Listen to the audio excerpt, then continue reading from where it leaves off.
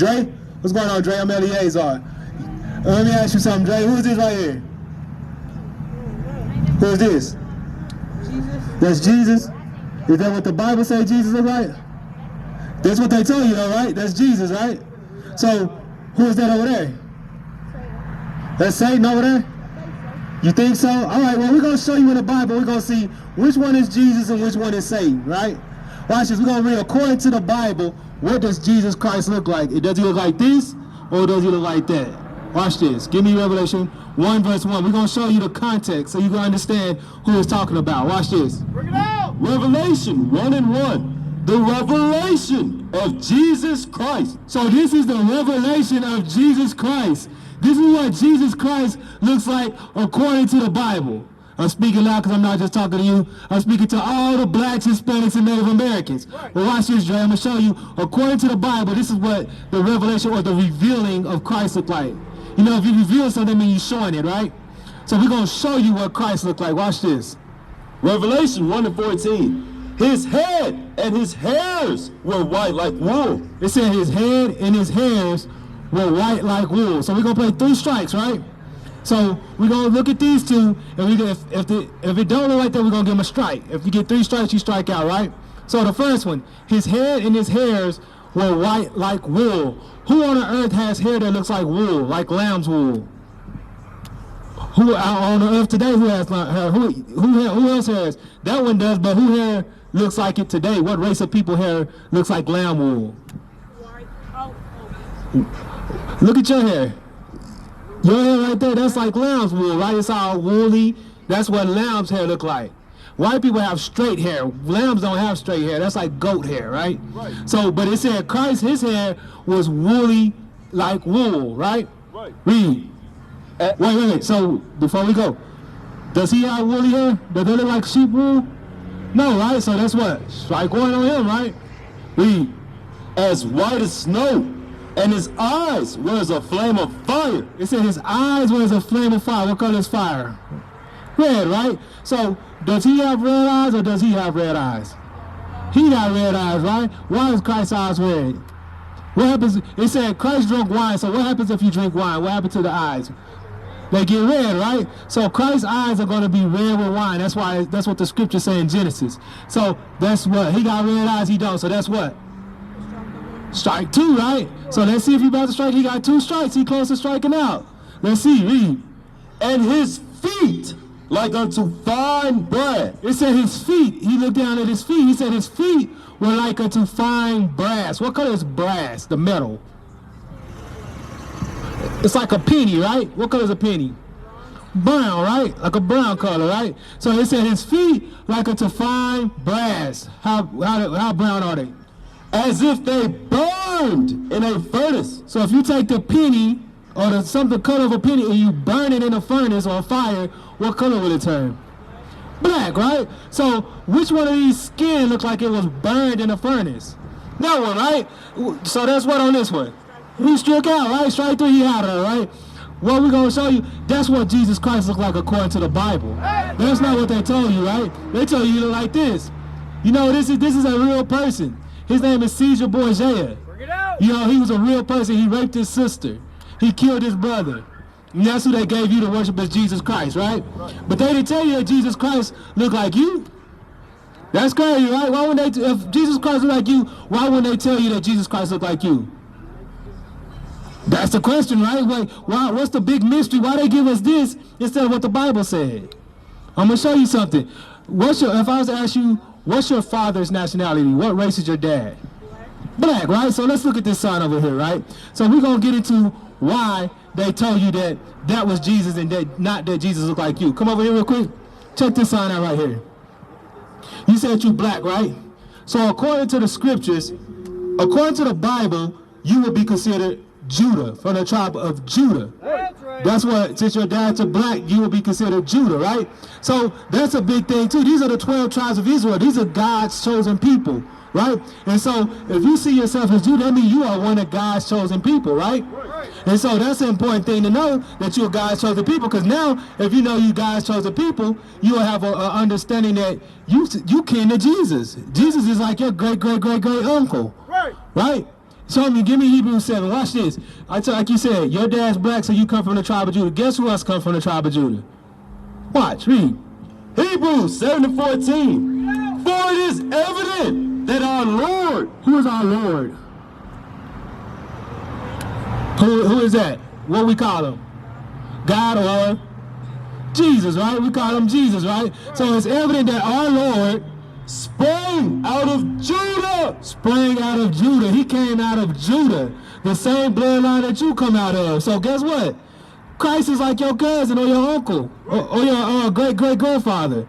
That's what you got to realize. So, but if Christ looked like this, could you say that somebody that looked like that was your great-great-grandfather? But you can say somebody who looked like you is, right? So that's the importance of knowing that Christ was a black man just like you, and you are an Israelite.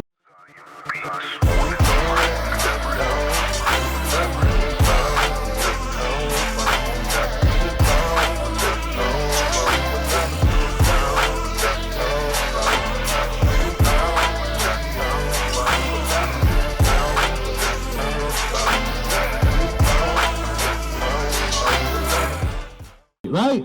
So I told you that your father was from the tribe of Judah. How would you know that you from the tribe of Judah? Right? I just said that, right? I ain't prove it. Right? That's what you should say. Like the same way we should have been telling them to prove to us that this is Jesus, you should have told me, prove to me that I'm from the tribe of Judah. Because you didn't know that before you got up here, right? So now I'm going to go through the scriptures, through the Bible, and show you how I know that you are from the tribe of Judah, right? Watch this, because when I asked you, I said, what's your mom's race? Your mom's white, right? So your dad's black, your mom's white. It says American black is Judah, right? But why would I say you're Judah? Because I'm going to show you, according to the Bible, it matters what your dad is. Watch this, read that. Numbers 1:18. And they assembled all the congregation together on the first day of the second month. And they declared their pedigrees. It said they declared their pedigrees. Pedigree means your bloodline. You know what I'm saying? So he's saying they just determined what family they came from through their bloodline. How? After their families. By the house of their fathers. By the house of their fathers. So that's why it don't matter if your mom's white, your dad's black, so you from the tribe of Judah just like Jesus. That's the most important thing you need to know, that you are from the tribe of Judah, like your dad. Now, we're going to get into how we know that we are the Israelites. Because I said, those are the 12 tribes of Israel. We got the blacks, we got the Mexicans, Puerto Ricans, Cubans, Dominicans.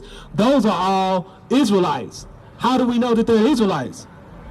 Because the Bible shows us that they're the Israelites. Give me this, Deuteronomy 28:15. Let me show you something. This is what we open up the Bible when we learn how to read the Bible and understand what the Bible was saying. When we figured out that Christ was a black man, we also learned this information, which let us know that we are God's favorite people from the tribe of Israel. I mean, from the 12 tribes of Israel. Give me 7 and 6 real quick. I'm going to show you what's important about being from the 12 tribes of Israel. I'm going to show you how God feels about you, Dre. This is how God feels about you. Watch this. Deuteronomy 7 and 6. For thou art an holy people unto the Lord thy God. God said that the blacks, Hispanics, and Native Americans, they are holy or separate people to the Lord thy God. Read. The Lord thy God has chosen thee to be a special people unto himself. God chose you to be a special person unto himself, Dre. That's why it's important to know that you come from the same tribe as Jesus, because that means God chose you to be special unto himself, right? Read. Above all people that are upon the face of the earth. And he meant for you to be above all people on earth, right? That's a good thing, right? For God to look at you as special and say you're above everybody. But if you look at the conditions that we live in, are our people, are black people above everybody on earth right now? No, why not? Because we are the same? No, that's not what the scriptures say. I'm going to show you why blacks are not above all people on the face of the earth. Because the Bible, God just didn't say you the same. God said Israel was above everybody else. And we got to take pride in that. That's why knowing that your dad from Judah was the most important information you know. You more special in the sight of God. God looks at you as more special than everybody else on the earth. That's a good thing. Watch this. 15. Deuteronomy 28 and 15. I'm going to show you why we're not at the top of society. Read. But it shall come to pass, if thou wilt not hearken unto the voice of the Lord thy God. Hearken means to listen. So he said it's going to happen. If you don't listen to the voice of God, do what? To observe to do all his commandments and his statutes, which I command thee this day. If you don't do all the laws and statutes that God gave us to do, what's going to happen? That all these curses shall come upon thee and overtake thee. God said if we don't do everything he said for us to do, he's going to put curses on us. Is a curse a good thing or a bad thing? Bad thing, right? So if you look at the way our people live, right now we live in bad conditions, right? Watch this, read. 16. Cursed shalt thou be in the city. It said, cursed shalt thou be in the city. When you look around the city of Lubbock, when you go to a bad part of town, what race of people live in the bad parts of town in Lubbock? The blacks, right? Who else? Got the so-called, you got the Mexicans over here, right? The blacks and the Mexicans live in the worst conditions, right? But God said the Israelites were going to be cursed in the city. We're going to live in the place with the worst houses and all that. When you go looking for white people, you go to the nice neighborhoods, right? When you go look for more white people, you go to the nice big houses. That's where they live in. We live in the houses that's poor, right? That's one of the curses that God said was going to happen to his favorite people. Right. Remember, he said we're more special to him above everybody else. Right. But since we didn't listen to his rules, he made us be cursed in the city. Read. And cursed shalt thou be in the field.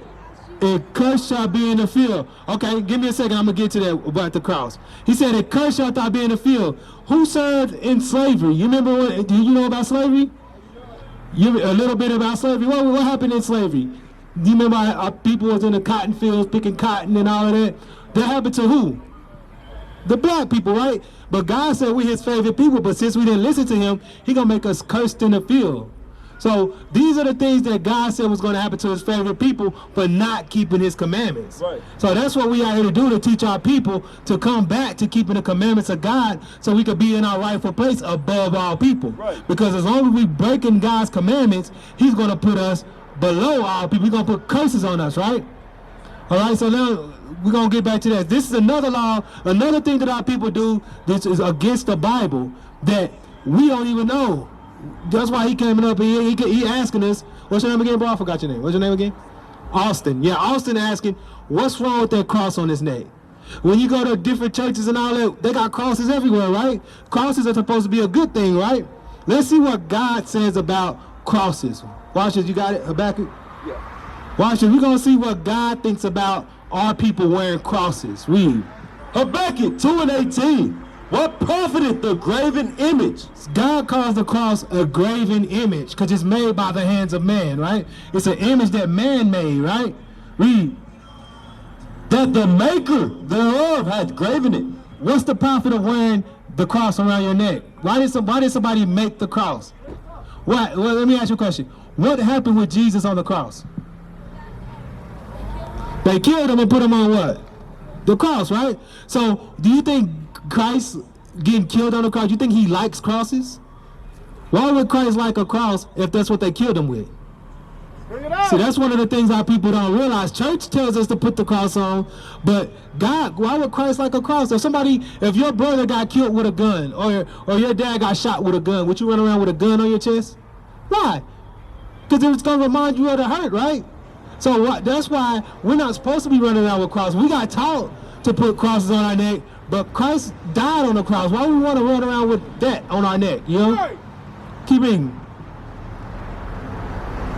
The molten image and the teacher of lies. It said, and the teacher of lies, right? So when you see the cross, what image do you usually see on the cross? Do you look and see that image on the cross, or do you see this on the cross? You see this dude on the cross, right?